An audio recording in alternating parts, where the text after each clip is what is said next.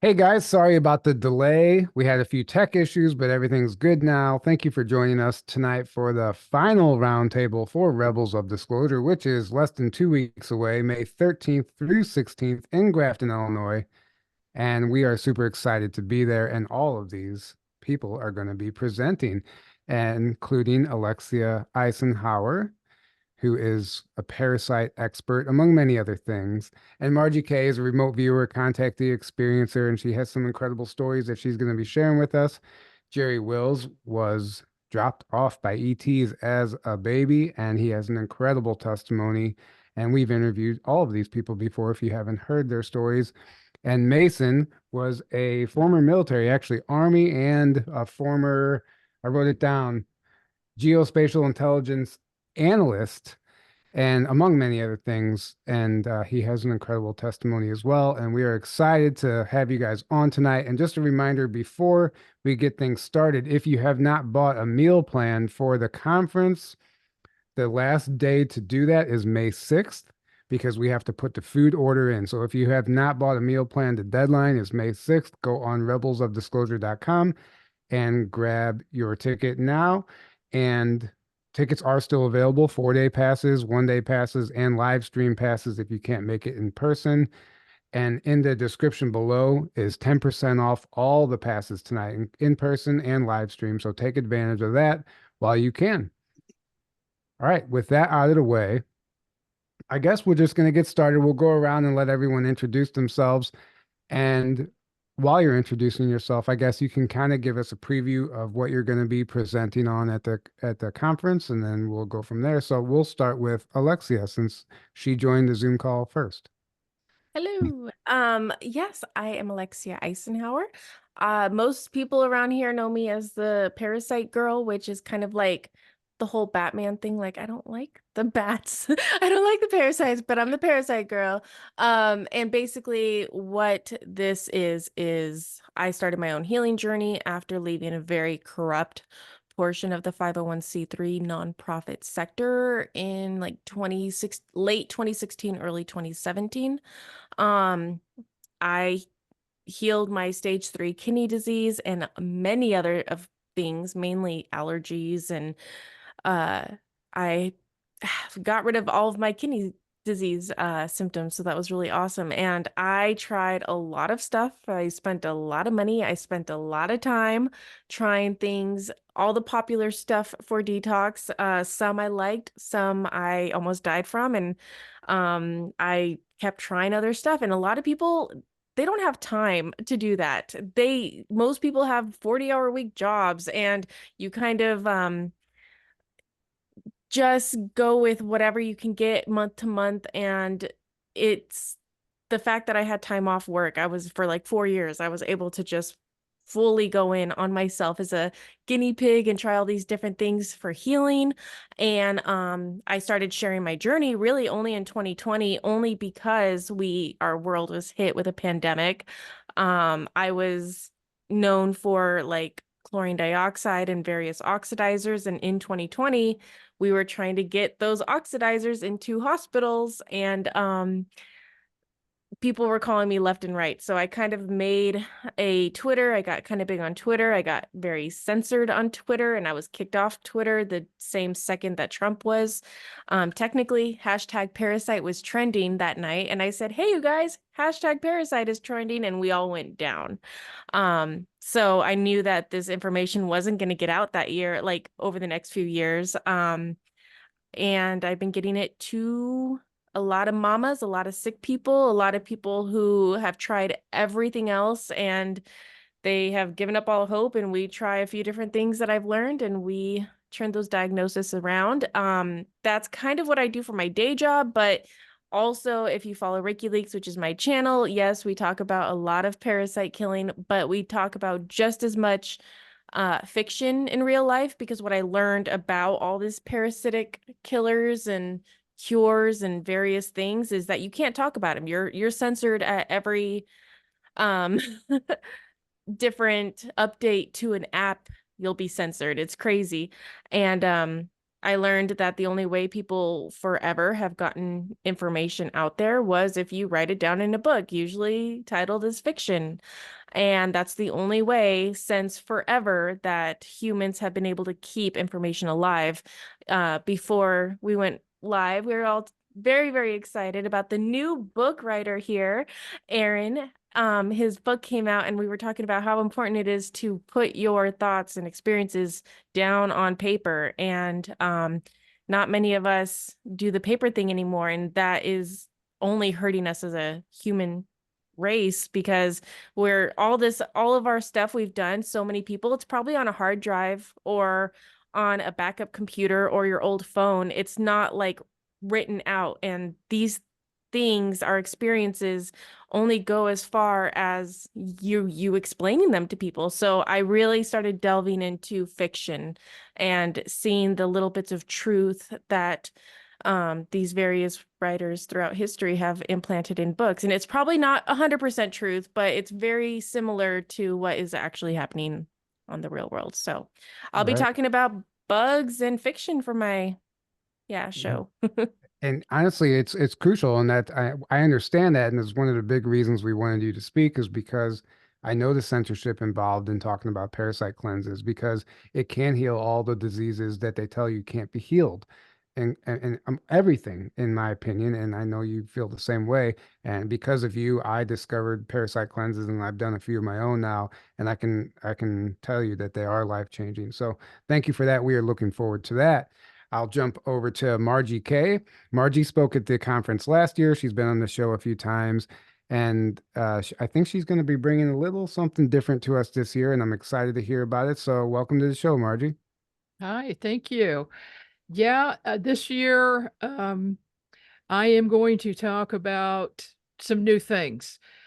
People know me as the contactee of, with Thor and my remote viewing abilities, and that's what I do on a daily basis. I do private readings for people and also work for law enforcement. I've helped solve over 70 cases now, missing people and homicide cases. In fact, I'm working on 2 missing person cases right now, and so that's my focus. But I have discovered over the years some very strange things that have occurred to not only me, but my family. And just in the past couple of weeks, I've come to know that now another member of my family is involved in this. And it's probably the secret space program, at the very least, military programs, some secret programs with mind control. And I'm going to be talking about all of that with, all of my family members, myself, the weird things that have happened to us that have led me to the point where I am now, where I know for sure something really strange is going on.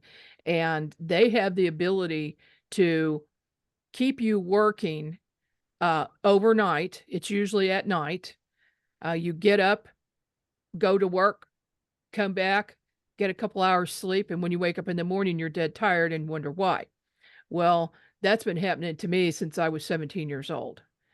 And so I think that I have been involved in that. And what really started this all was my remote viewing abilities.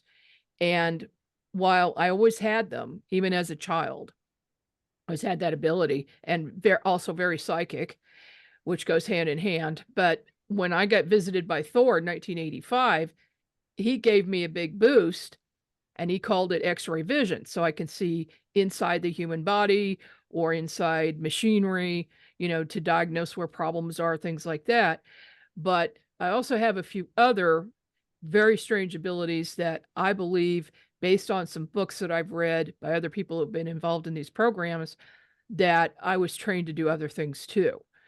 And some of it is not good. So I have found that I have to control my thoughts. I have to, if I get angry about something, I can't direct my anger at a person, because, or an animal, because bad things can happen. And it's just something that I don't have total control over it, but I do know what triggers it. So I have to I just redirect my energy so that it's not at a living being when that Wow. happens. So yeah, I'm going to be talking about some new stuff this year. That's incredible. That's And amazing. we're excited about all that. And yeah, it's just the story that you've told already last year, is amazing. And just the fact that you've helped solve so many missing persons cases, I think that's amazing. And I think it's really cool that you're still doing that. Um, so we're Yeah, gonna move super, on. super excited. Yeah, thank you. We're Yeah. super excited. And we're going to move on to Mason. So Mason, as I said, he was former Army and former geospatial intelligence analyst, and he has some wild stories. We've had him on the show a few times. The very, very first episode, I think you kind of told your whole story, which I think you're going to be revisiting a little bit at the conference, just as a background. But welcome to the show. Welcome back. Oh, well, thank you. Yeah, I think it was like probably almost 4 years ago now. That It was a interview. long time ago when we Yeah. first Yeah, had Yeah, you. about I've been that, yep. busy. Yeah, so not only do I present, but I make these wonderful pyramids. Oh yeah, Mason is also one of our affiliates, by the way, Merlin's Lab, the pyramids and the colloidal silver. Yeah, Yes, which sir. I Mhm. highly recommend the silver and the pyramids. I have one here. So, and you save 10% off all this with promo code Journey to Truth 10, which is in the comments below and on our website, journeytotruth.online. Okay. Thank you for that. Yeah, Um, so I I was Army. I was also intelligence. I worked for the NGA, which is known as National Geospatial Intelligence Agency. And cool thing about that is if we think of satellites, that's what geospatial means. Geo means Earth, spatial means measurement. So it's basically satellite analysis. Fundamentally, what it means is analyzing colors. So when you take a picture, it's usually broken down to like RGB, red, green, blue. And based off of that, you can actually turn certain bands on and off. But there's actually 7 known color spectrums visible to the eye. So you can actually turn off 1 through 7. And based on those different frequencies of colors, you get different results. So you can use the red band to look for a certain specific item, and then you can use the purple band for a different specific one. And I'll be talking about the light spectrum and how it actually affects the human body. For example, I think we all know blue light is actually very harmful. It's a melatonin disruptor, so that means it disrupts your sleep. But the reason why might shock you is because the blue light is supposed to be midday, tells the body it's time to work, it's time to be awake, it's time to increase cortisol a little bit, so that way you have the active state of mind. But all of our lights, LEDs, computer screens, your phone, all those are blue. So they're actually messing with your natural circadian rhythm. And then I'm gonna go into a little bit more deeper things about like what Wi-Fi is, what the human body actually produces. We all know that we're light beings, but you actually produce your own light, and it's now able to be tested in a microscope. All the cells in your body, known as melanin, actually produce a bioluminescent light, and that actually ties to all the cells in the body through electrical currencies. And if you think about every cell in the body has copper, that is an electrical current. So you're making a connection from one to the other, and that's sending light to other ones. And disease manifests because of the inability to actually connect those circuits. So we're going to talk about light as a spectrum, how it's used, how it's good for us, and how we can use it better than we're using it now. And then also the kicker, how it's used against us. How it's used for manipulation of your mind, manipulation of your thoughts. It can actually manipulate your nervous system, which can result into chaotic emotions, chaotic thoughts. Here's an example. So back in the day, we all know of Vegas. Why is Vegas so alluring? Well, it's because of the neon lights. Those lights actually create dopamine within your body unofficially. So it's almost using the same ways as like a drug or right. social media. That's pretty interesting. But where does all this come from? So all this stuff comes from way, way, way long time ago, Egyptian, Atlantean, who knows? But it comes from secret societies. They know how the mind works. They know how light works. They know how sound works. And they know how to manipulate vibrations. And one of the easiest way to manipulate, because it's the lowest on the spectrum, is vibrations. Music. So by manipulating music, you lower the vibration of a person in a physical level. By manipulating the vibration, you're lowering a person on a mental level. And then by manipulating the light, you're manipulating on a soulful level. And that's what we're talking about in this presentation. Yeah, that's great.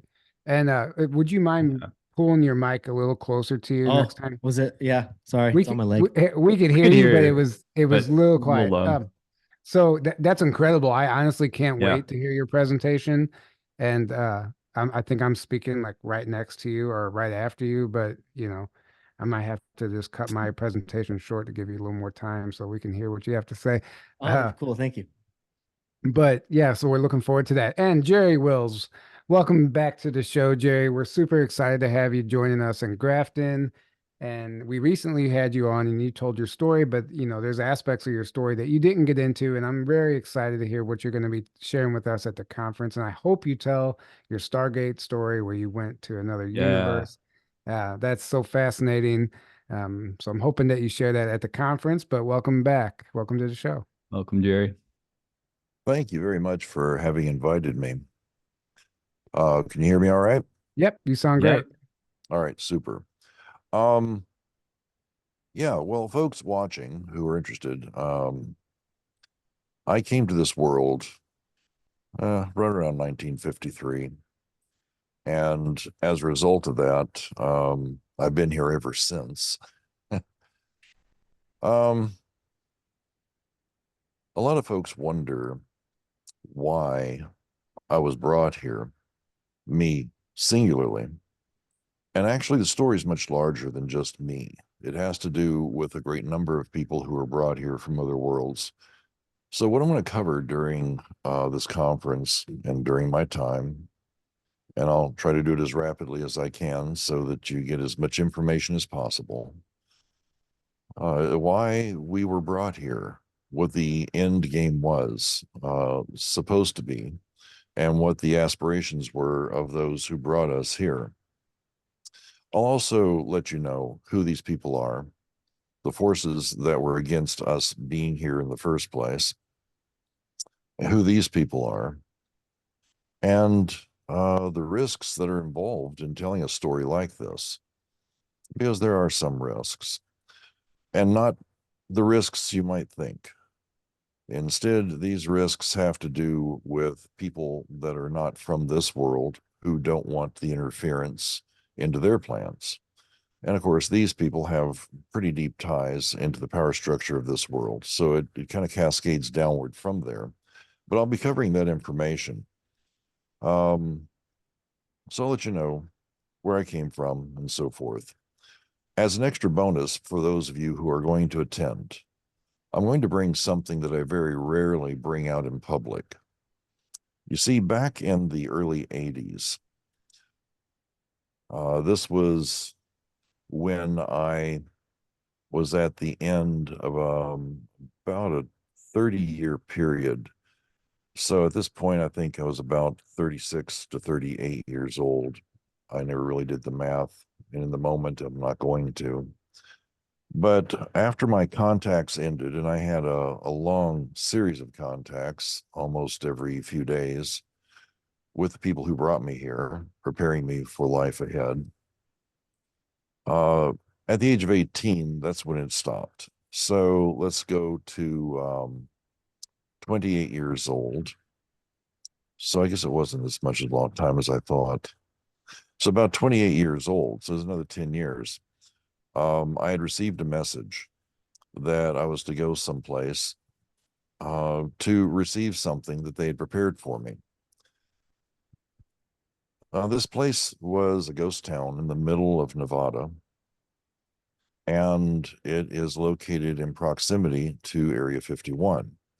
But at the time, Area 51 really wasn't something people talked about. There was some whispered comments about Dreamland, and I think that was during the Art Bell period, actually. Maybe it was just after this that really all started. So, as fate would have it, I didn't know how I was going to do it. It would even be possible for me to do it, but I did. I went there and I received a gift from the people who brought me here. So, for those of you who are going to attend, I'm going to bring this out of hiding and I'm going to show it during the conference and explain in what little detail that I have what it is and how it's used. I think you'll find it interesting, and I hope it's a thing that you'll be interested enough to attend the conference to come see. I mean, these other illustrious speakers, they certainly have a wealth of information, so you don't want to miss that for sure. But this is something that I decided that I would bring forward and I would show to everyone. Yeah. So, That's amazing. Yeah. Go ahead if you weren't done. Yeah, Sorry. sorry. no, that's quite all right. As far as the experience that I had at Arumumuru, that experience is a doorway, a portal, is built by ancients, and it was built a very, very long time ago. It's in south central Peru, actually, very close to Lake Titicaca. And during my time, as long as time provides, what I'll do is I'll tell you in some detail the story of Arumuru and the significance of this doorway. And of course, not really thinking that it was something that was still functional. I really didn't even think it was going to work, because I'd been given information about it. I was one of the first people to ever go there, actually. I was a complete unknown place at the time. Anyway, a shaman gave me some information on how to activate this doorway. And so in the middle of the night, with my new wife, Kathy, and a host of other people who were in attendance with me in this far remote and cold place, because Lake Titicaca is very cold at night, I activated this doorway and I was taken inside. And that journey is something that I'm going to tell you about. I know there are going to be a lot of questions about that. I do have some answers, but I don't have all the answers. A lot of folks say, well, would you go back and do it again? No, I wouldn't. In order to use a doorway like this, one of the most important things you need to know is how to steer it. And I did not know how to steer this. So I ended up somewhere else. And I'll be talking about where I ended up and what happened and how I eventually made it back. A point of interest, it could be very easily considered that maybe I had just passed out or had, some imaginative occurrence. And honestly, I thought maybe that had happened as well. But those people who were in attendance, some of them needed to have counseling afterwards because they were so absolutely startled. And my wife, Kathy, sat there and she and the others saw me completely just fade out and vanish, and I was gone. And then when I came back, they saw me fade back in and I had returned. And thank God that I did, because I really wasn't sure I was going to be able to. It was quite a troubling time, troubling because of the unknowns that are involved. So these are the things I'll be talking about, and I look forward to seeing everyone that makes it to the conference. And I do plan on being there for the entire conference, so I'm sure there'll be plenty of opportunities for conversations. And I'm sure there are others like myself who will be there in attendance as well, and I look forward to meeting you. Given the time that we live in right now, it's certainly time for us to realize that we're not here alone. So we'll have those conversations. Thank you for the opportunity. I really appreciate it. And thank you for having me on your show previously. I really appreciate that as well. Yeah, it all Absolutely. it all sounds great. I cannot wait to hear more, honestly. And yeah, and I'm excited. Thank you for bringing the item, the gift that you received, and I can't wait to find out what that is as well. So it seems like we're in Yes. for a treat from everybody here Everybody. today. Yeah. Yeah. Yeah. So where do we take this next? I kind of want to jump back. I kind of want to touch on the portal situation. I want to see, because this is something that comes up a lot and more nowadays. You're seeing TikTok videos and all the stuff online. People are like opening these portals, and it just seems to be becoming more and more part of the conversation and part of our reality, that there's other dimensions, and it seems that I believe that we all have it within us to easily traverse these dimensions and go through these doorways that are located all over the planet. And I just think it's of interest right now. So I was just curious if anyone else had anything to add to that. And I see Lexi over there nodding and smiling. Maybe you want to start. It's funny because I live in the Southwest United States, and my parents, I grew up, and they were much older than me. They were definitely baby boomers. And I was the youngest kid, so they just would throw me in the back of the seat of the car, and we would go see the mailbox or go like to the middle of the desert and see the green lights in the sky. So when people talk about like, oh, what have you seen? It's like my experiences are in the hundreds at this point. I've seen like the Phoenix lights 6 times now. It's like every 6 months you see Nice. them. And one of the times I was only me. I was driving home late at night at like 12 o'clock at night, and I was headed towards South Mountain. And South Mountain is this huge mountain range encompassing Phoenix. And it's so big that when you're on top of the mountain, it looks like it's a flat surface. Like you don't know you're on a mountain. That's how big it is. So the Phoenix lights are always like around this particular mountain. So a big idea is that this mountain is like a military installation kind of thing, because it does have the radio towers on Right. top of the mountain, because it's going to be the highest point all around. So it has all the lights and stuff like that. And I was just 2 o'clock in the morning driving home in the middle of the night. It was me and another car at a red light, no one else on the road, and we were facing South Mountain. We're at the base of it, and like it looked like a zipper opening up, just like opened up, and it was 1 o'clock in the morning, and there was a bright blue light coming through, and then it like zipped back up, and me and the car next to us, like the light turned from red to green, and we were just sitting there, so we both saw it. And I just thought that was so weird. So that was like the only thing like portal I've ever seen. But at the same time, I work with parasites, and the whole thing with parasites is Mason was explaining it beautifully. And I think we talk on the same day, which is going to be perfect, because my whole thing is like step 0 is get yourself with positive ionic trace minerals.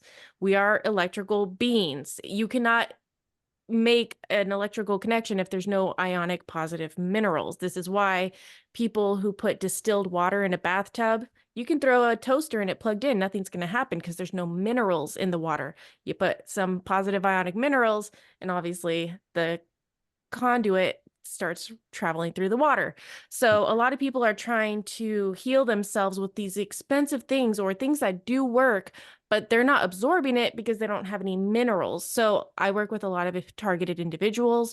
Um, we all have remembrances of interesting school experiences, and we all told and saw visions. And we were a very special group of kids, especially born after 1988, who now had the first amount of like vaccines pumped into them as babies.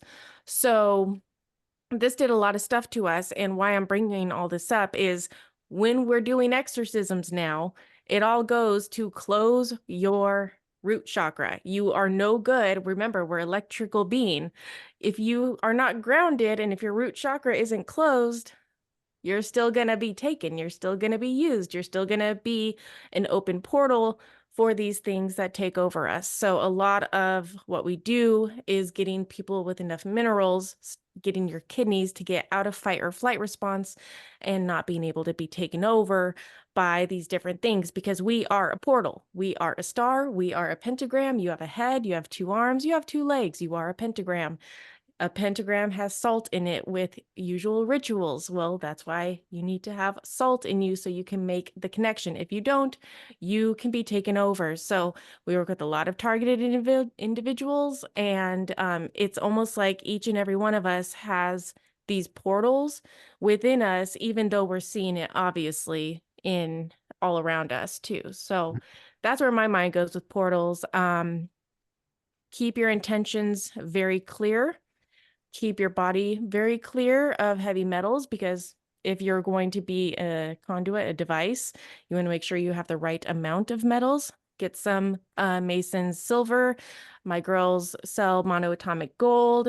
We all have these different salts we love. Just look into your positive trace minerals, especially magnesium and potassium. Right. Well, that was definitely an interesting spin on portals, but I agree. And I've heard, many people talk about every atom is a portal, essentially. Like every atom is a Yeah. black hole within Yeah. itself. And Yeah. so, I mean, it makes perfect sense. And honestly, is Mhm. not what I was thinking about Like when I asked you we that are a question. portal. That's We're the a thing. We don't Yeah. even think like you are your portal yourself.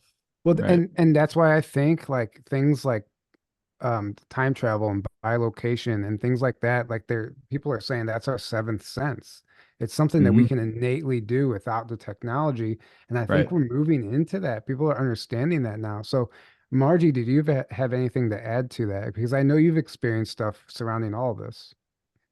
Yeah, actually, I'm working on no less than 5 portal cases right now in Missouri and Arkansas, where people are actually seeing portals open and in different fashions. In one case, it appears as a shimmery wall in between 2 columns and a roof on a porch, and it normally isn't there. But then when it opens, it appears as a blue shimmer. And during an investigation, I did what I thought I would never do, because I do have a portal at my own house, which is not counted in the 5. And I've had that there since we moved in 1987. But and I'd never thought I would put my hand in a portal, but I did in this one, and it's near Weldon Spring, Missouri, and it's on video, me putting my hand into it and then pulling back. But there's 2 hands. There's another wavy hand that goes above the my real hand going straight in and out. And it is the freakiest thing. So Wow. we're doing a lot of investigating on that one. Um, Working on, of course, the RLDS temple in Independence, the spiral temple that has created a major portal, and it is affecting things at least within 2 miles of it, maybe even further than that. And we just had a new report 2 days ago of an ET coming into someone's window, going through their house, taking just things that don't matter, that are not valuable, no jewelry or money or anything like that, just some things, throwing them outside of another window, and then walking back through and going out through the original window. And the woman called the police, and the cops said, well, there's no sign of forced entry anywhere. How did this thing get in? There are no footsteps inside the house, footprints, nothing, no evidence. And there were even cobwebs over the window where he supposedly came in. Yeah. And she says, well, how do you explain those things off my dresser that are outside on the ground? And how did they get there?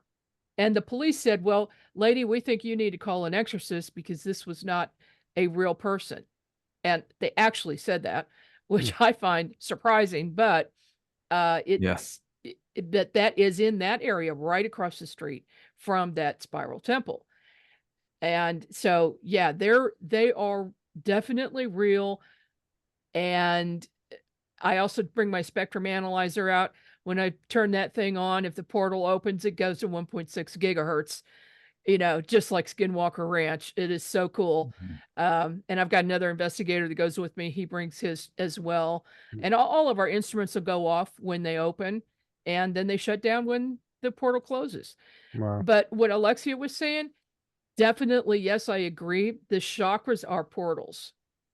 Things can go in and out of the chakras, and people really need to become aware of them, aware of your body, aware of all of your energy bodies, light bodies, and get that under control and protected. Yeah, I Yeah. agree. Well said. Well Yeah. said. And really quick, would you mind sharing with the audience? I know you've shared it before, but would you share with the audience what was how that tower was explained to you as far as being a communication device for extraterrestrials? Was that the case? Yeah, that happened in 1968. My father was a member of the RLDS church, and he went to dinner one evening with some of the elders, and he said they were talking about, and this is way before this thing was built. They were talking about how they were going to build a building with an antenna hidden inside of it so that they could communicate with extraterrestrials. That was the goal of this antenna. And he came home. I was 12 years old at the time. He told us this story, and none of us believed it. It was just so out there, just crazy. Well, 1985, I moved to Seattle for a while, and then I came back to Kansas City in 86. And my fiance says, you need to find us a house, because he was busy working and going to school. He didn't have time to look for a house. I said, okay, I'll find us a house. First one I look at is in Independence. So I'm driving to go look at this house, and I drive right by the RLDS temple, the new one that they built. And I looked at that thing and I said, they did it. They did it, because you can tell from this spiral, it's all built out of steel and concrete. It does not fit. This is an ultra modern looking building, doesn't fit with this old architecture from the early 1800s on the Independence Square at all. It's crazy looking. And then here, this thing goes spiral, way up. That antenna must be 600 to 1,000 feet in length. And that doesn't count going underneath too. Mhm. And when I was working at another radio station for a while, I knew the owner real well, and he was a techie, and he built everything. Well, he said, I asked him one time, how do you get such a strong signal in Kansas City that goes way, way out, just like these other 10,000 watt stations, and you only have a 5,000 watt station? He said, well, the secret is that half of that antenna is in the ground. He buried that antenna in a spiral shape under the ground. So when I was driving by, if you want me to go a little further, I'll tell Sure, you go some ahead. more. Yeah, sure. Okay. So in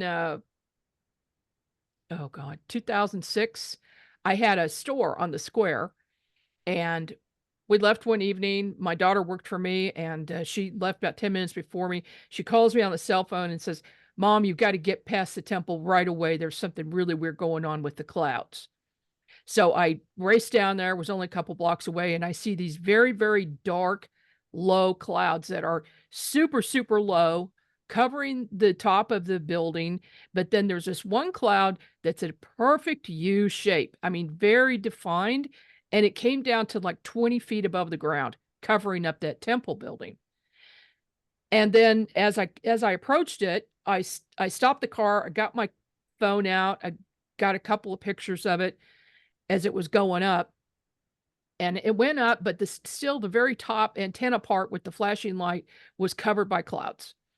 And I saw suddenly this white light going from the top of the antenna at an angle through the clouds, but I couldn't see where the source was, or if that light came from the antenna or if it came from something else, but it was very bright going through these dark clouds.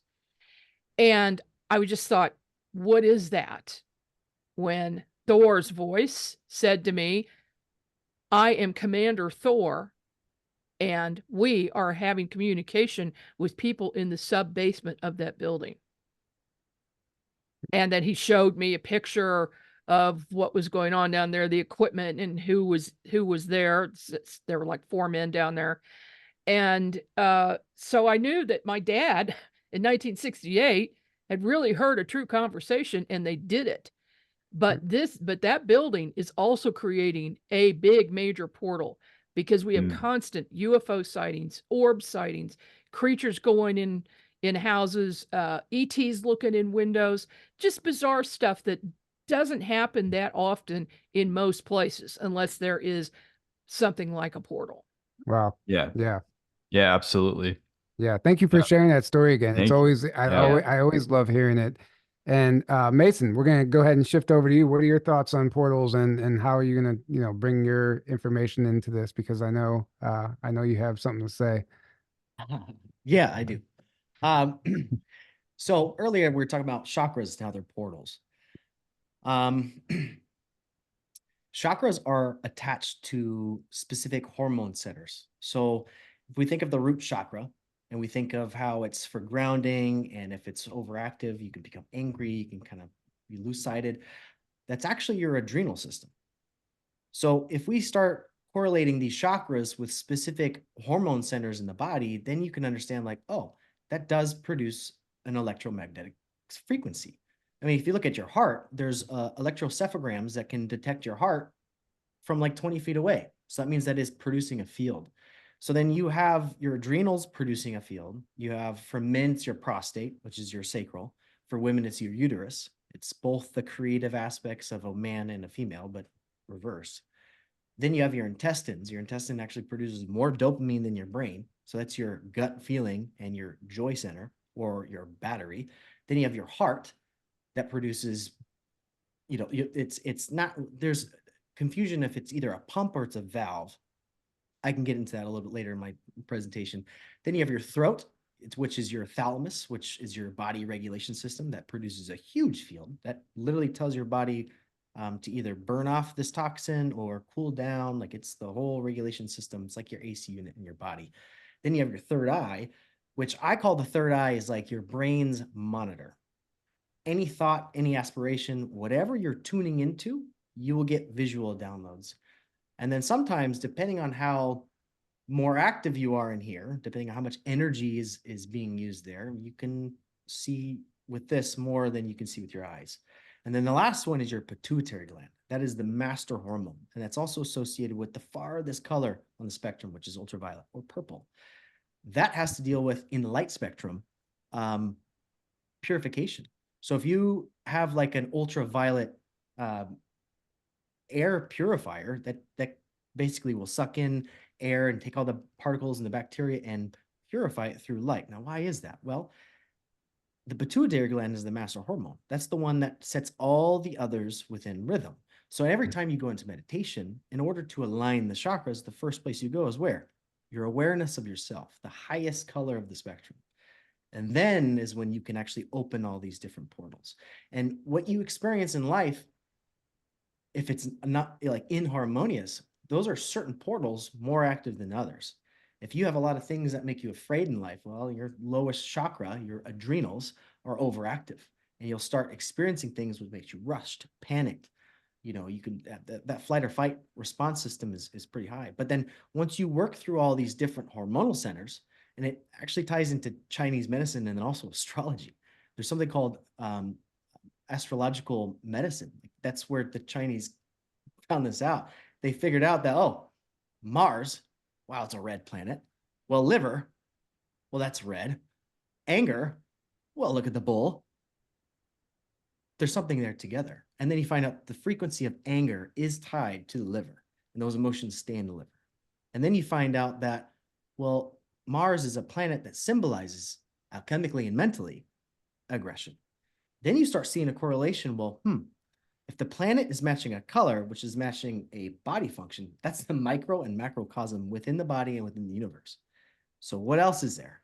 And then you start thinking about, well, if Mars or all these other things are patterns, but if you look at them in a microscope, well, that's a cymatic wave. If anyone knows what a cymatic wave is, Google or YouTube music with a bubble, and you'll see how the vibrations of the bubble move. And if they have a light on there, you see cymatic waves. So now we know that planets have cymatic waves. Our adrenal systems create vibrations, which are also full of 70% water. So essentially it's a cymatic wave. So everything at the smallest level, to the atom, to the biggest thing that we can conceive as a planet, is a waveform, which can be a portal. That's how these things interact with us. There are 7 layers consciously that you can perceive and that you can navigate within reality.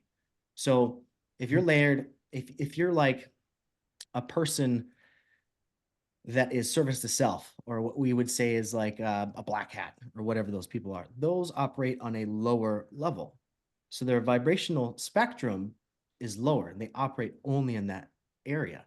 And you can kind of see how that works, because you have the Mithraic cults, you have the Saturnalia cults, you have, Mars worship, which the world has kind of shifted itself from male-female duality to mainly a male-dominant society, but not male as in like the gender, but male as in like the principle.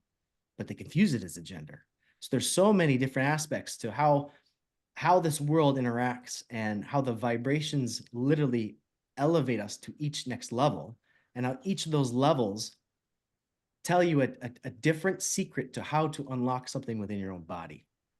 Any disease within your body can be identified by a planet, a sound, a color, and an emotion. And if you can identify all of those, you can cure yourself. Yeah, that's Boom. beautiful. Mic Yeah. drop. Yeah. And Yeah. you know, Yeah. There yeah, you you're go. actually holding your mic so you can drop Yeah. it. The cymatics is very interesting to me. I've experimented with that before. I would take a Bluetooth speaker and I put a Tupperware lid on top of it upside down and fill it with water and turn it on, play different frequencies. And what's cool is you know, you see all the different patterns and it's beautiful. But what I did was turn all the lights off and I would put a flashlight on it and play certain frequencies and I would film it. And what I noticed was when you pause the film, it actually, I swear, it looked like light language symbols. Like this, whenever Mhm. people are writing down their light language, they don't know what it means. That's how you can photograph it. I mean, I swear So- that's what was happening. And it It didn't make does look any like that. sense. So But Tesla talks ahead. about frequency, sound, and vibration, right? So the frequency is kind of like the information. The sound is how matter and particles rearrange, and then the light is what we actually observe. So what you're doing is you're taking a still frame information of light. You're producing a sound to create a geometric shape. That is a snapshot of what that light frequency looks like. In other words, if you were to tune to the same frequency of red light, which is if we do like a standard red light, it's like 369 nanometers, 369. Interesting word, right? Or interesting number. And then you were to play 369 hertz, which is a different scale. Well, then you have a plate that's playing that frequency and sand, which is a usually better representation of something still, because as soon as you turn that volume off, the sand stays there. You're able to visualize what a snapshot of 1 second, what the color light of red looks like visually as matter. And that's what the sand and cymatics are. So there's so many studies with cymatics that you can actually use cymatics, color, and what's it called? Scent therapy. So what it is there's a cymatic playing on a screen, which means there's a certain hertz frequency playing in water with light. And so you're visualizing this geometric pattern. You're hearing the tone and you're actually smelling a scent, and that can reprogram your mind against addictions.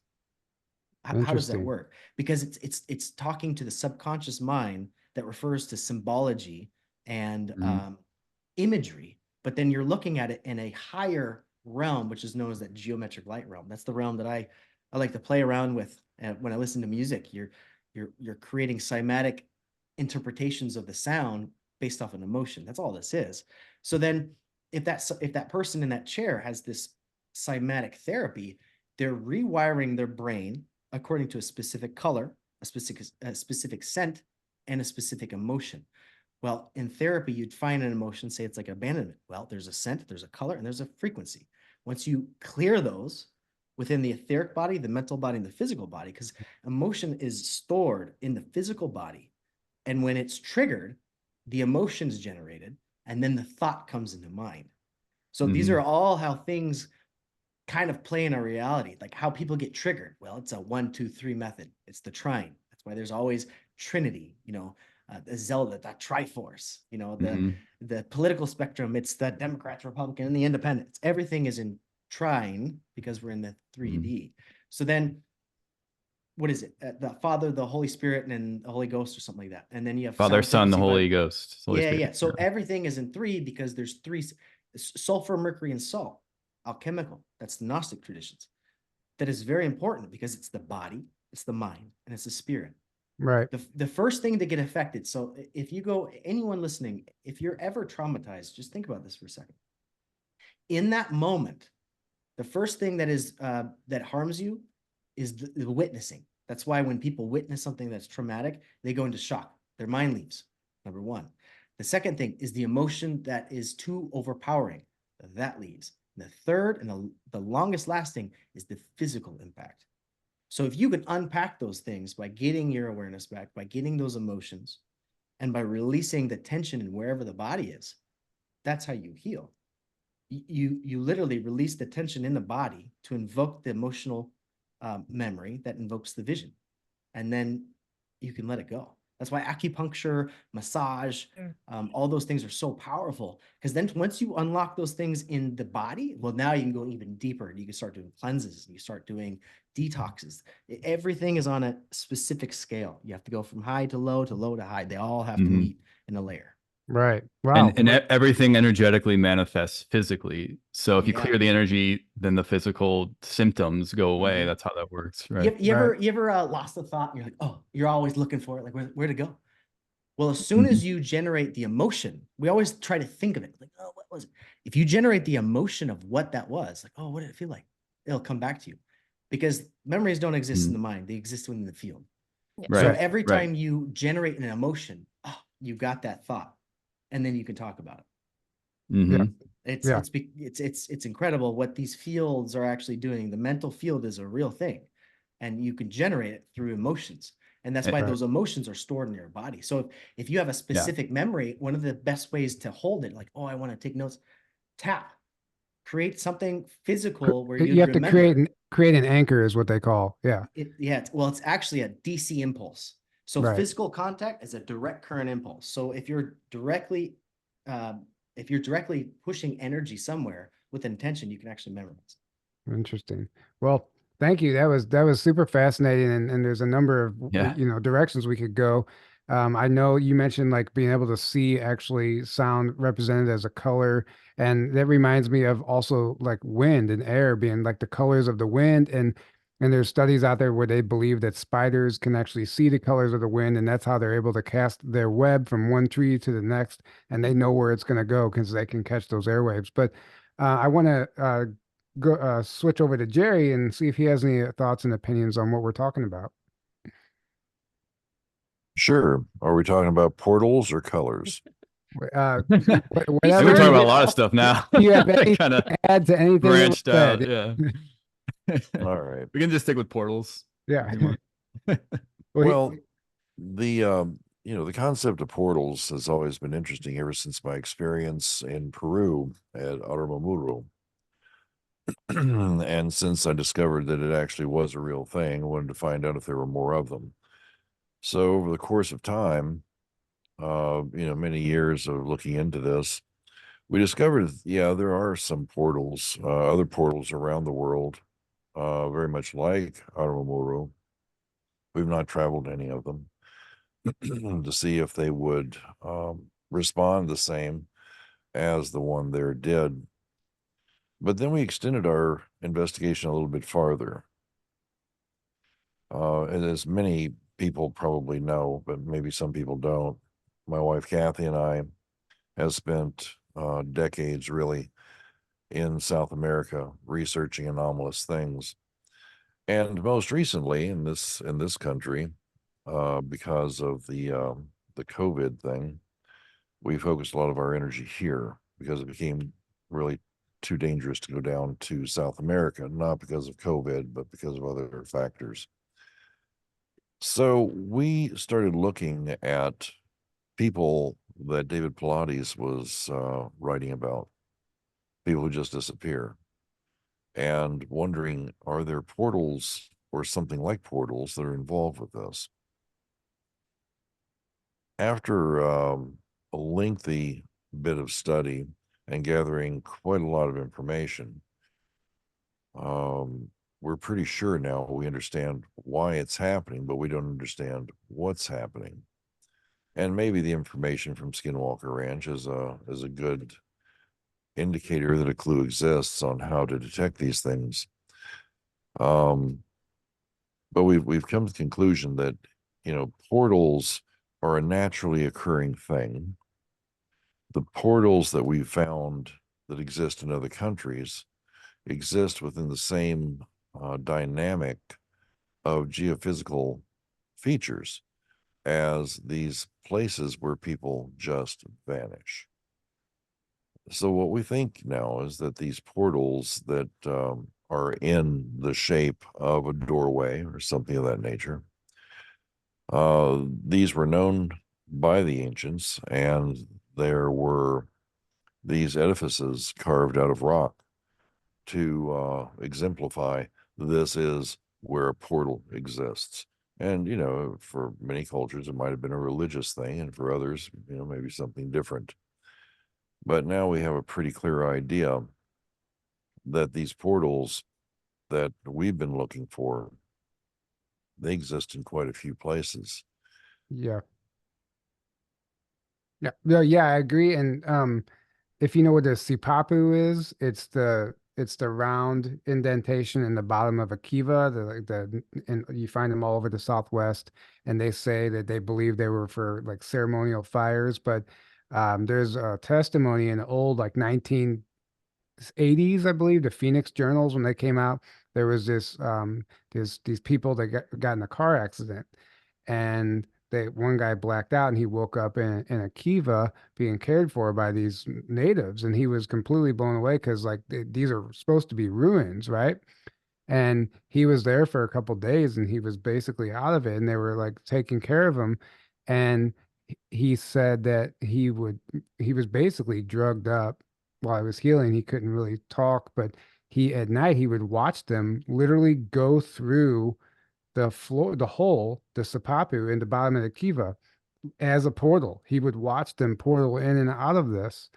And when he finally came to, he walked out of the kiva, and where they were driving that was ruins now was farmland, and it was lush and beautiful, and it was as it was whenever it was an active civilization. But what he realizes, they brought him through the Sapapu into this other dimension to heal him, and he realized that's what these are, and then he was taught all about it. And they even to this day they still use that Sapapu and all like Chaco Canyon and all those ancient ruins. They're not necessarily still ruins in this dimension. They're ruins, but that portal is still works, and on the other side of that portal is a civilization that is still alive and well, just a frequency away. And I imagine that if you knew how to activate it like you did, Jerry, in Peru or South America, then I imagine that you could probably access it as well, but you might have to have permission as well. Well, it brings up an interesting point. Kathy and I investigated a place down south of Arivaca, Peru, that was written about actually a couple of decades ago, but no one could really find this location. And we eventually found the author of the article, or of the story, really. And he provided us eventually with a map.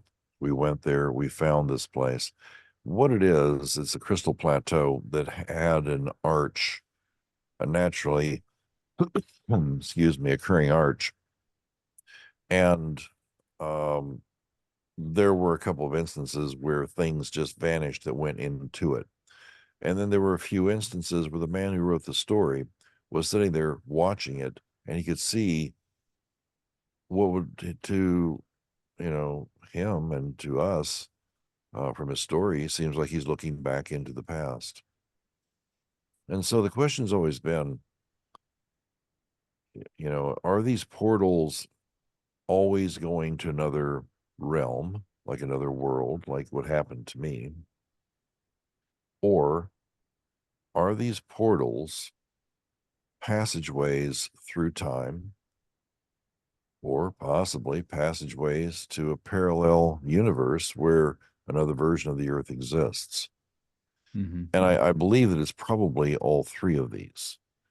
What we call, different dimensions, it's really hard to get your mind around what that actually means, because if it is a doorway to another world, a parallel universe that is just slightly out of phase with this one, and so therefore invisible to us, you might say it's another dimension.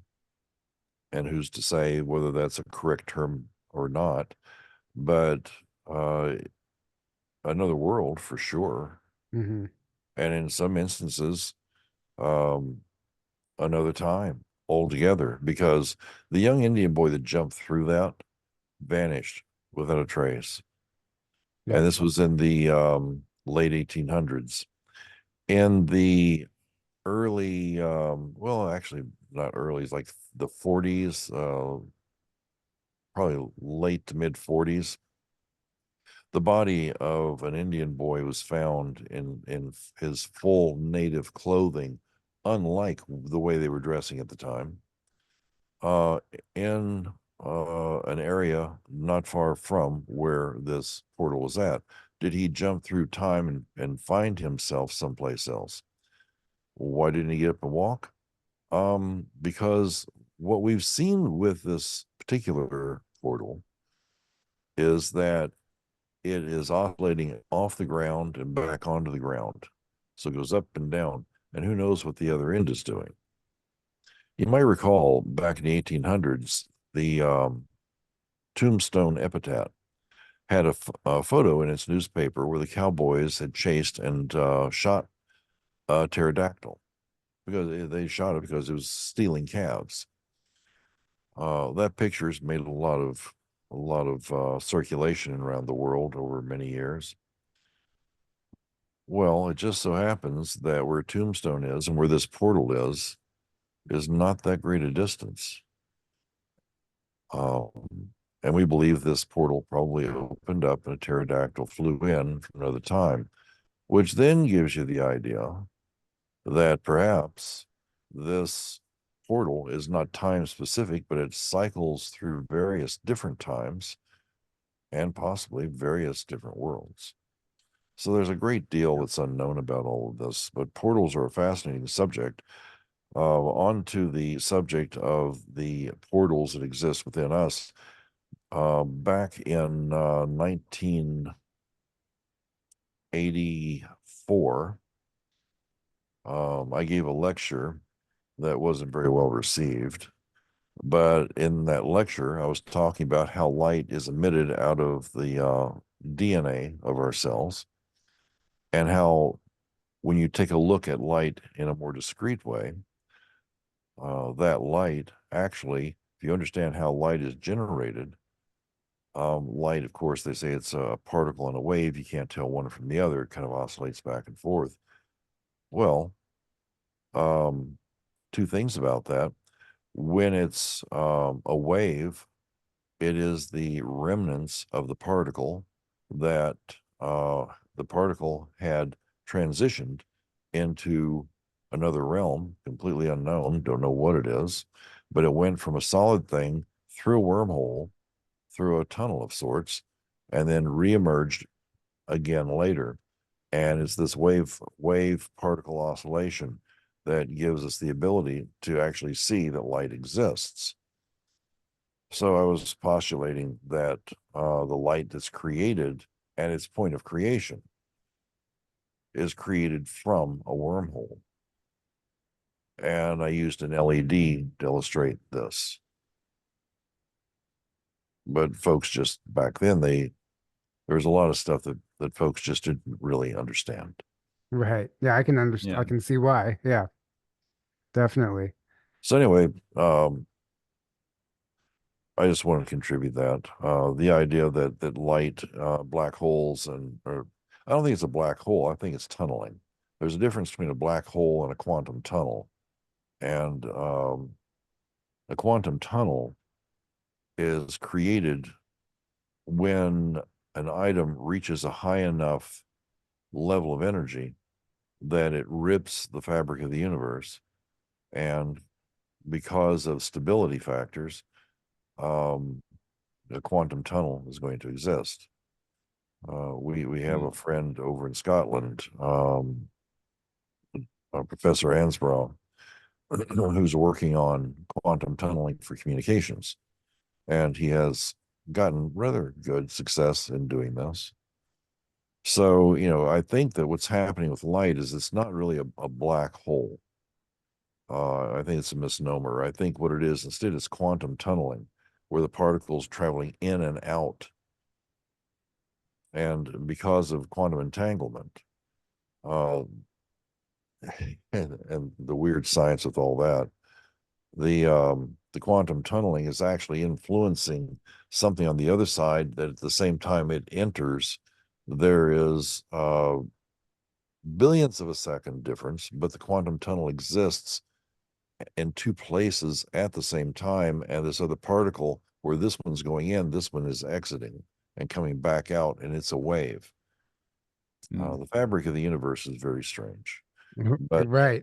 Yeah. Well, thank you for sharing that. So, I mean, there's so much we covered there, and just to touch on a comment that Ben shared, Ben Dirac, he said, so all the Tartaria buildings might still exist somewhere in those portals. Actually, that's what we covered at the end of our Tartaria webinar. That's the big We did. spoiler, right? That was the conclusion we came to, and the movie Tomorrowland is kind of disclosure of that. It's about the secret societies that build out an advanced civilization in another dimension, and there's a portal to that other dimension at the World's Fair. There's a lot of Tartaria connections in that movie. If you haven't seen it, go watch it. But and I know Lexi, you like to bring movies into the equation all the time, including Harry Potter, which they cover a lot of this stuff in Harry Potter too, and Star Wars, which we just did that roundtable. So did you have any thoughts, anything to add to this? I mean, I had so much. With sound is light is numbers. If that's why Hebrew, original Hebrew is so important, because each word is a mathematical equation that is right and makes a light. It's all our speech at one point manifested it really like spells so much quicker. And I mean, it still does. If you say I'm fat, I'm fat, I'm fat, you're going to be fat. And this is why my master of ancient Eastern medicine, who's on us, he's always like, exactly what Mason said. You have the physical, you have the emotional, you have the etheric, and then how it plays out in your body. And you have to kind of fix all that. And if you just get into gratitude, you will for that split second have everything. You'll be shining like a light. And that's why these dark forces, that's a portal in itself, is fear, which is what we just covered with Star Wars. Fear, they try and get you to do fear, because if they're like, oh, we all have a horror story of someone going wrong with taxes and the IRS, which is the biggest parasite for Americans. And if you put that fear in someone, are they going to complete the action of going against this biggest parasite? And that's when you have to be like, the trauma of that we all have, the biggest fear of the world is going against an institution, the United States of America. That fear is what usually puts people down to not do the moves that would kill that very thing. So that's why they took away and butchered this Hebrew, and that's why it turned into Greek, and then there's been mistranslations ever since. And I think all the stuff we're reading in these texts, in the ancient texts, I don't even think the words mean what they mean at the time. Virgin, we all think, oh, you haven't had sex, it must mean a child. But in history, we use that word virgin for someone who never had a kid, and that meant virgin. We also use virgin for someone who a virgin queen, just someone who never had a kid, or there's another term that virgin is used for in history, but we don't use it nowadays. So little things here and there could mean completely vastly different things, and people's attentions are going to be placed somewhere else if you can just change the wording. And that is how manifestation, or breaking up the manifestation, works. And when Jerry was talking about the separating of the string theory kind of thing, when you have a splinter in the thread of the universe, the librarians, it covers all of the stuff that we do. It's all the basics, and they have an entire episode of the ley lines are being messed with of course, Yeah, 5G, Wi-Fi, everything. So that in itself is breaking the situation that we're being able to see or view, and that could be doing these splinter timelines. And then bringing up wormholes with portals, it's like, well, my mind goes to the oldest myths of oh gosh, smelling the worm, it's really just worm farts. The oracles would smell this worm gas, and then they would have a vision, and they would go to this other place and see this other future playing out, because there is no such thing as time. Past, present, future is all happening at once. That's why you can see even Narnia covers, if you're at a place, you can see the ancient rune version or it in its heyday. So that's why people were like, in Dune, spice melange is this worm discharge Delphi, the Oracle of Delphi or Delphinians, Yeah. which is huge with Yeah. Frank Herbert and his writings. And that's how you can travel space, is through this just a gaseous substance that takes you to different dimensions, but it's still here. Everything's happening here. Everything's happening now. There's no past, present, future. So that's kind of where my mind went with all that stuff. Yeah. Well, time and space don't actually Yeah. ultimately exist. They're a manifestation, and it's like we're having the experience of time and space, but ultimately it's an illusion, right? So everything, like you said, everything's happening in the 0 point now. Yeah. And a single point. That's why we're all one. Everything is one. There really is no separation or space. Well, it's just an illusion ultimately. And yeah, zooming way out, our friend Katie, she wrote a book, Katie and the Course, channeled information from a group outside of our universe, which is very, very similar to the Law of One material in a lot of ways. Mhm. And, you know, the information about space is that basically when we created this experience for ourselves to solidify the 3D experience, distance was one of the limitations we chose to experience. So by choosing to experience distance, we created space. But as you evolve or ascend, space becomes everything's here and now, like you said. And everything was essentially, the way I see it, it's just a frequency away. It's like turning a radio station.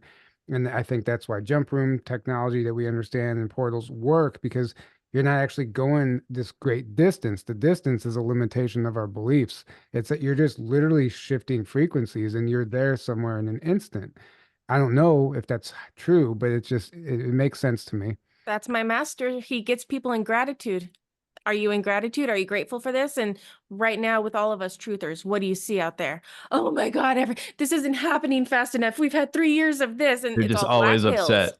And they're Yeah. always upset. And it's like, oh, no Mhm. wonder you can't see it, Mr. Debbie Downer. If you're grateful and you're like, you know what? I heard about Agenda 23 or 21 happening, and it never did. We never ended up in FEMA camps. Good for us. Heck yeah.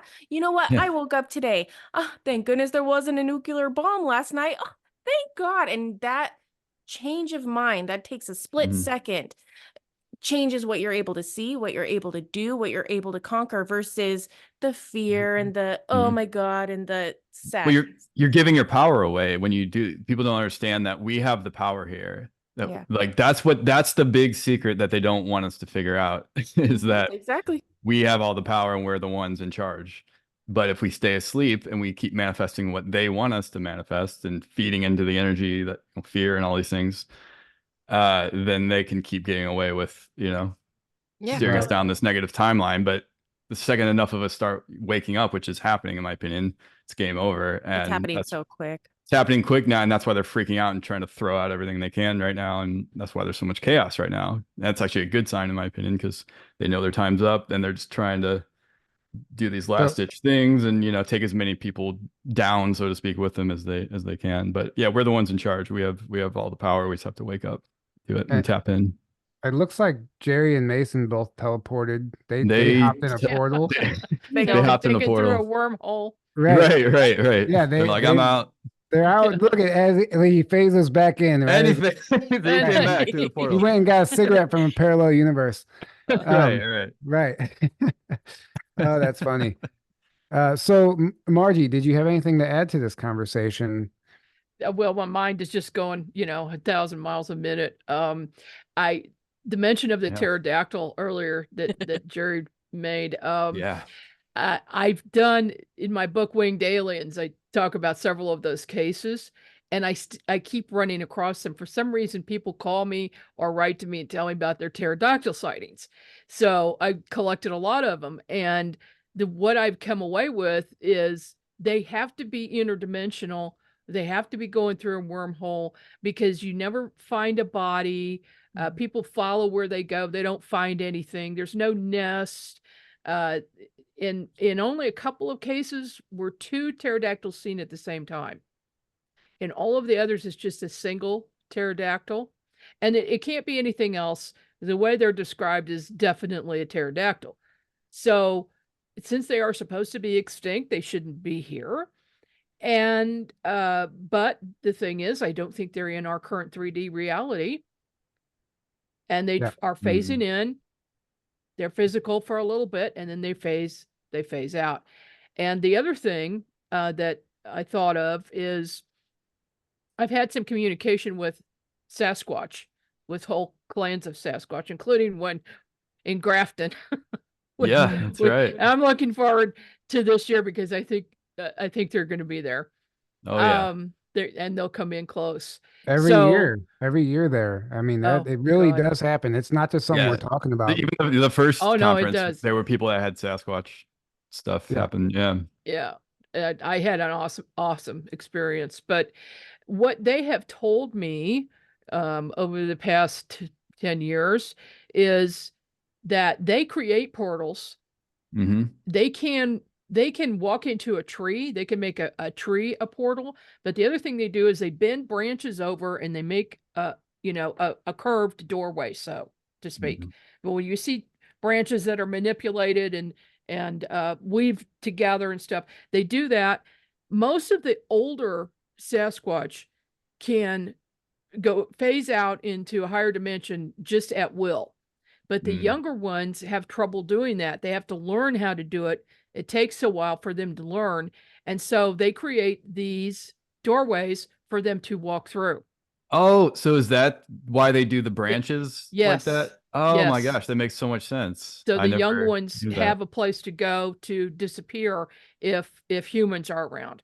And they just they don't like to interact with humans unless they have reached a certain vibration. They can tell by your vibratory rate if it's okay to be in contact with you.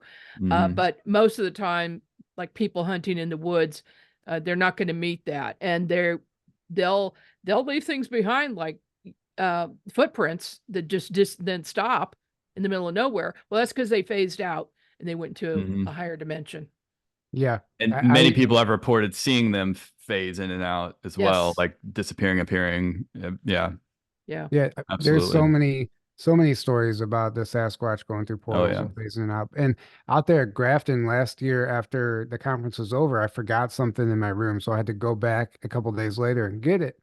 And I decided to hike some of those trails that I never have time to hike when I'm hosting the conference, when we're hosting the conference. So I decided to hike the trails and clear evidence of Sasquatch activity with the trees. And in one particular case, tree breaks can be it can be natural a lot of times. But in this case, I just was drawn to this area and there was these three tree breaks. And there was three trees in a row. They looked like they were planted there years ago. Like they kind of stood out in the woods. And one was broken off here, one was broken off here, and one was broken off here, but they weren't dead trees. These were like green lit trees They were still took alive. that took Yeah. force. Like it wasn't it Mm. was way too Yeah. way too systematic, right? It was way Right. too Like symmetrical, this is not everything. just a random thing here. And I Yeah. just know I know I was guided to that area to see that. And I do have a picture of it somewhere on my phone. And it was just like that confirmation. Like when I went back, it was just like, yeah, we're here. And everyone has had experiences last year, but that's super cool. And Mason, you're finally back with us. You back? Yeah, the screensaver kept going on and off. I didn't know it was a screensaver. We thought you teleported out or something, or you No, went for a the stroll in camera that turned park off. that you're sitting in. Yeah, He, oh, yeah, yeah, he went for a walk in the park. yeah, I Yeah. went that way. Yeah. Yeah. Have you, I mean, you've been up to East Eddy Ranch and stuff like that. Have you had any Sasquatch experiences or anything of that nature? No, I have not. And it's not that I'm not open to it. I had quite a bit of experiences as a child. I just not have had any experiences in nature. When I was a child, I would purposely get lost in the woods because I lived in Washington State. And nature would talk to me. And believe it or not, there's this one time I was with my sister and one of her friends, and we were hiking for a while. And it's like, oh, I know it's over this way. There's a trail. We're just kind of going through it.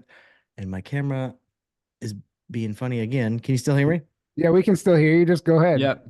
Yeah, I don't know what's okay. Yeah, so I was hiking, and then what I learned is I can actually communicate with the forest. I was lost. We were lost for about an hour, and something came in my head and says, hey, think like a bird. So I was like, oh my gosh, think like a bird. I said, okay. So I looked up and I imagined that I could fly above the trees. And I wasn't actually flying above the trees. What I was doing, I was just projecting my consciousness above the trees, and I could actually see the road. And I said, oh gosh, we got to go not this way, but that way. And sure enough, we were on the edge of the road. That's happened to me my whole life. I've been able to communicate with nature. There's a time when I got out of the military and got out of the intelligence world. Bring your mic up just a little bit. Yeah. Got out of the intelligence world that I literally spent nothing but 2 years in nature to kind of recalibrate. And in a weird way, it can teach you. It can teach you so many things. It's not that it has a conversation with you, but it can rebalance the structures within your body. You know, we're talking about all these portals. Well, nature has all of them everywhere. And it's just a matter of, can you synchronize with nature to kind of open those portals and experience those things? Some people call that Bigfoot. Some people call it whatever you want. Whatever the encounter is meant for you at that time, and however you interpret it based on your current state of mind. But you can go through these situations, and if you get spooked, well, that's one experience. If you feel calm, well, that's another experience. But if you actually take the time to be quiet and become like, not like an outsider to nature, but become like nature, you will find a whole world of possibilities that you never knew existed. But then you can take that aspect of nature, bring it with you, and push it towards other people. Not like pushing agendas or anything like that, but that calm and that peace that you can see. You know, what I found in nature is that it is always so loud with all the different critters and all the different animals and all the different sounds, but there is silence inside of it. And that silence, once you can find it, it's almost like you're now buddies with the universe. And I think, you know, depending on your whatever you're tuned into, that's why a lot of people resonate with Bigfoot, because I guess you could say that's the being of nature. But that's the one that's kind of predominantly in those forests. It's the one that's kind of, I guess you could say, protecting it maybe in some sense. I always had a feeling that something more intelligent than me was watching me, but I didn't know what it was, and I never paid attention to it. But if I got little clues like, hey, you're not tired, go walk down that path. Instead of getting afraid, I'd walk down that path and I just unlocked something with my own mind, and I kept going with it. And then, you know, that's my experience with nature. No Bigfoots, even though there's Bigfoot signs and all the people that support all around, but I don't think they really know what they're talking about. It's just like a mainstream, you know, material item type thing down there. Well, yeah, they're more focused on looking for some primate that's never went extinct, right? Yeah. And it's something completely different. And what's funny is back when that show Finding Bigfoot was on the air, they did a season, a very short half season, where they explored the interdimensional aspect of it, and they went like down those rabbit holes, and they started interviewing some of the eyewitnesses who were sharing their experiences similar to things that we talk about on the show. And it was incredible. But that one girl who's a skeptic was like just shitting all over it. And then the season ended early, and then they never like said anything else about it, because they were really actually finally getting to the truth of it. But yeah, nature is my favorite part about nature is it's a reminder, like that we are infinite, right? Like it's a reminder of infinity in the sense that, I mean, watch a plant find, you know, life finds a way. Watch it grow through the crack in the sidewalk where it shouldn't be growing. Like it's a show, it's a reminder that we can literally do anything. And no matter if we're knocked down no matter how many times we're knocked down, we can always come back. And nature reminds you that no matter what type of natural disaster destroys an area, nature always comes back, and we are no different because we are part of nature. So we can always come back no matter how bad it gets. Yeah. And nature is, you know, it's funny because we grow up in these cities and stuff, and that becomes more normalized to us because that's what we grow up in. But that's actually abnormal. What's normal is nature. Like that's the natural world. And then we make no straight lines. And we make these artificial concrete and all these artificial structures, and then we think that's normal, and nature is like, oh, something I go in once in a while, and it's like, no, that's the natural normal world, and that's way closer to source because of that. So the more out in nature you get, the higher it's going to naturally raise your vibration, and your abilities will naturally start coming, you know, all of it. And you can, everything is conscious too. Remember that. So like trees Right. have a consciousness, plants, Yeah. animals. You're right. You can communicate with them. You can literally communicate with a tree. You know, you can 369. meditate next Watching. to a tree and it'll start, you know, Right. activating all these things. That's electron exchanges. That's Mhm. also something I'm to get into. That is fascinating. Right. Yeah. You know, there's it's the orbit breathing exercise where you breathe into your body, up the tree, out the tree, into your body, and it creates what you're doing is you're connecting your mental faculty to a physical electrical phenomenon in your environment. You can do it with water. You can do it with even water in your bathtub. Like you can do that. You're just visualizing the breath coming through. The breath, just visualize particles of the breath being charged, and you're breathing them in and you're exiting them out. And that when you exit out, now it's discharging. It's getting recharged with whatever you're focusing on. And that's called an orbit. And you could actually use that practice and put it, like, say, in your spleen, or put it in your kidney, put it in your lungs. You can actually activate that. And believe it or not, when I get into my presentation, you heal your body through light, but it's electricity or atoms or whatever you want to, ether, but you have to do it consciously. You're the conductor of the symphony that is the universe. And unless you know how to direct these things and where they go, what are you doing? And Right. that's the secret of all of this. The music, the lights, all that kind of stuff. When you go to like a concert and you're so into the moment, all that kind of stuff, it's because they're playing a frequency that everyone else around you is resonating and breathing to, and their energy systems of their body are now synchronized or harmonized to that. And that's why it makes a big experience. Take that same thing, put it into your body, and start healing your body with that same focus. Right. Right. Margie, share the story really quick where you saw the music, right? You saw Yeah. the sound waves, or what? Can you share Well- that story again? Yeah. That this was the first time that it happened, but it's happened to me ever since. So I was 17 years old. I was first chair bass in a big orchestra, and we were playing Handel's Messiah. It was the final concert of my senior year, I think. And almost about 3/4 of the way through the piece, I was suddenly, I felt this ball of, I saw and felt this ball of gold light about 8-10 feet in front of me, amongst the other musicians, and I saw it come toward me. I felt it go through my base and then come into my solar plexus. And the minute that happened, this warmth went through my entire body. And then I was standing to the right side of my body, right in the space where the second bass player would have been. And that body is looking out at all the musicians and the audience. And it saw, or I saw, and I think it was probably my astral body or maybe my etheric body that was. I saw these streams of light coming out from the instruments, going out to the audience, and also inside each stream of light, each one was a different color that matched the notes. The basses and tubas, the tube would be really thick, and then the violins, the tube would be really small. And I would also see the vibration, like looking at an oscilloscope, which you should not be able to see, but I can see it. And at least I did, starting on that day. And so my physical body then was still playing the bass, but not looking at the music.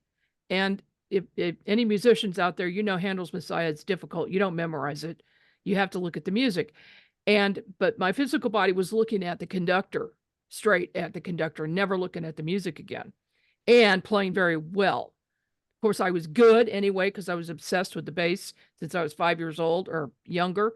And I was, first chair out of like 14 people. So, but this was something different. This was even better. So this energy had taken over me, taken over my physical. I could see both at the same time.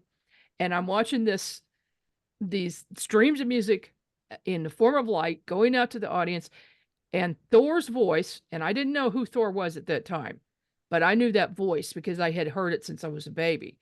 And he said, "You are watching healing take place." And I was like, whoa, what is going on here? And then all of a sudden I was back in my body and everything was back to normal.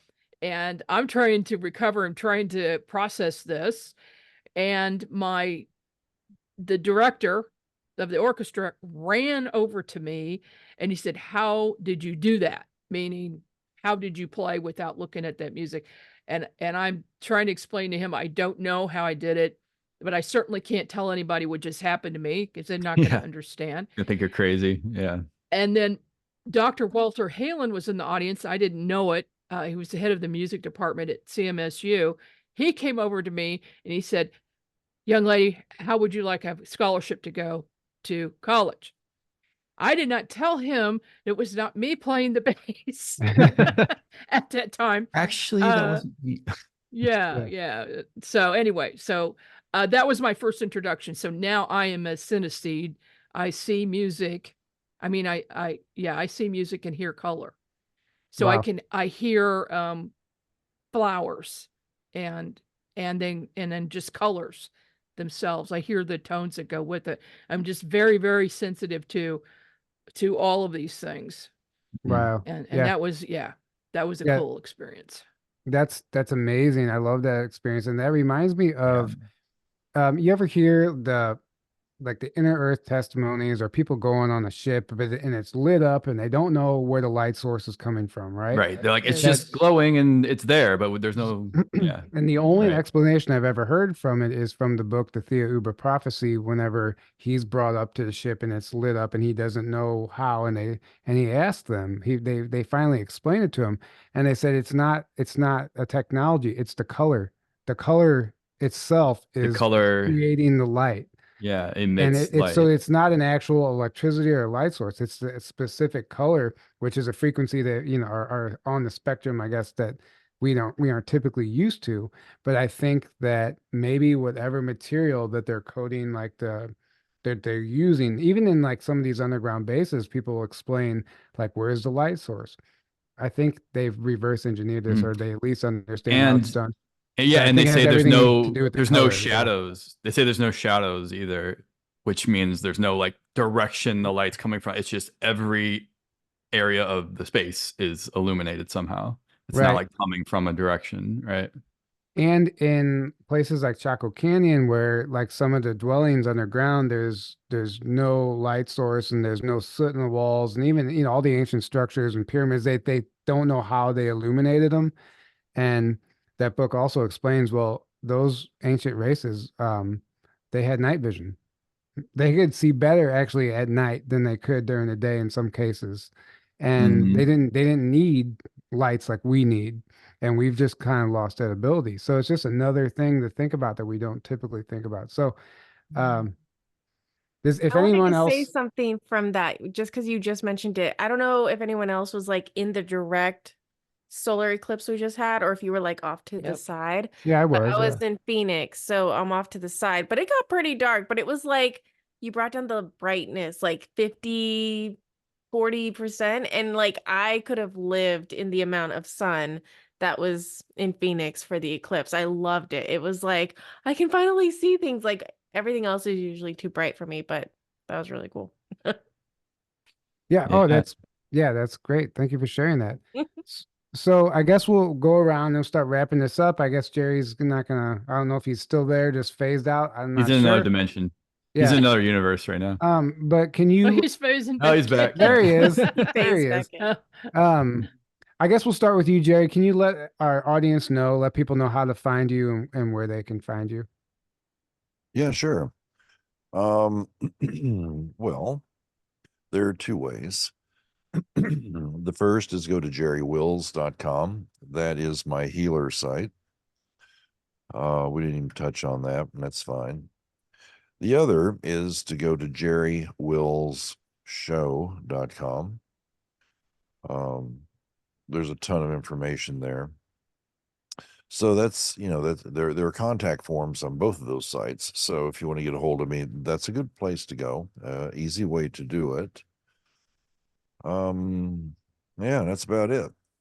Yeah, thank you. And your healing site. So if you don't know, Jerry is also an energy healer, and he's actually done work on me. He offered after our last episode, and it was very potent. And I'm excited to work with you again, which we might do at the conference. But I'm here just to let the audience know that he's the real deal and he's doing some amazing work. So go check out his website, and then I guess they can book a session with you. Yeah, you go to jerrywills.com and yeah, you can book a session there. Awesome. Great. Thank you. And Mason, where can people find you? Sorry about that. There's a screensaver on this camera, and I have no idea how to work it. It's all But good. I'm not really on YouTube. I decided not really do that. You can find me at Merlin's Lab, or sorry, Merlin's-lab com. Yes, .com. Sorry, I just bought a new, What is it? a new username. Merlin's-lab.com. Here's the new font. That's cool. Nice. Nice. Yeah, sacred geometry. So yeah, I mean, I have plans of a new TV show. This is kind of the software that I'm going to use that makes it look kind of realistic. I kind of want to tell a story about my life and kind of like how I discovered these things and kind of make it entertaining. I think it would do pretty well. Other than that, like YouTube, I have some older stuff. I am making a book that should be coming out here probably by wintertime. And it's going to be a lot of the stuff that I'm going to be presenting this coming conference. That's great. Yeah. Nice. Looking forward to that. Definitely. Following my footsteps of the book, I see, huh? Yeah, you Just- carved a great path that I'm going to follow. Right. Awesome. Yeah, totally. And by the way, if you haven't gotten Aaron's book yet, you guys should definitely go check it out. It is available on Amazon. I haven't finished it yet, but so far it's really awesome. And I'm not just saying that because I know him. It's a good book, and I highly you. recommend it. And I'll have physical copies at the conference as well. So Oh, yeah. if you want to wait to get one there, and I can sign it if you want, But yeah, I'll have about 60 copies with me at the conference. So perfect. And Margie, can you let our audience know where they can find you? Just go to margiek.com and you'll find a way to contact me for a reading, or if you're law enforcement and need help with a case, contact me through there. I've got my phone number on there for emergencies. And my books, there's a link there to my books at annexmedia.com. And we're also a publisher. We're looking for publishers who write about this stuff. So for authors that write about that. And yeah, and then annexnetwork.com for my network. And we now have 32 shows on the network. It's all about paranormal, consciousness, metaphysical, just basically anything unusual and mysterious is on the network. Awesome. Thank you, Beautiful. Margie. And Alexia, I know you told us at the beginning, but can you remind us again where we can find you and what you're up to? RickyLeaks, RickyLeaks.com has all of our basic links. Can you spell that for the audience? Romeo IKILEAKS.com. But most of our stuff is on Rumble. And if you just search Ricky Leaks on Rumble, that's where all our stuff is. Half of it is healing, saying this trauma caused this thing, so breathe this way, take this salt, and you'll be good. And we go with every full moon, we do a healing thing for free, and we transmit the energies for that. But my love is the fiction. So we just put out our Star Wars episode with my husband, Jace, and Mr. Tyler over here. So go check it out. Yeah, and they have an amazing Telegram channel as well. Yeah, and Telegram. Sorry. Yeah. I always forget to plug our Telegram too. People probably don't even know. we always forget about it. Yeah. Somehow. We have Telegram, Like, oh, yeah, X, Telegram. Instagram, Facebook. Follow us there. And Oh, you can yeah. follow us on our brand new website, journeytotruth.online, where you can find everything we do under one roof now, and sign up, including our brand new email newsletter. You can sign up for the email list. And what else? Oh, just a reminder, if you weren't here at the beginning, if you're coming to the conference, the meal plan deadline is May 6th. So if you want to purchase the meal plan, which I highly recommend, you have to do that before May 6th because I have to put in the final food order. So go ahead and do that. And there are still 4-day passes available, 1-day passes. And if you can't make it in person, we encourage you to get a live stream pass. It's going to be an amazing experience. And you don't have to watch it live. You can catch the replay, and the replay will be available the same day at the end of the day of the presentation. And if you're on the Telegram group that's on the website and you purchase a live stream pass, and if the presenter does a Q&A, you can ask questions through the Telegram group and from home if you're just watching at home. So it's a cool feature. And I think I said everything. There might have been something else I wanted to mention, but I think that was it. We just can't wait to see you guys there. We're super excited about it. And thank you guys all for joining us tonight. I'm excited to hang out with all you guys for a week. We're gonna have a blast. I'm telling you, it's gonna be fun. And if you've been before, you know that. And if you haven't, I think you're gonna be in for a treat because it's always a good time. And thank you guys all for joining us tonight. We love you all, and we can't do this without you. So again, we Yes. seriously appreciate you. Thank you, And guys. Thank I'm gonna you. go ahead and wrap this up. Good night, everybody. We will see you next time.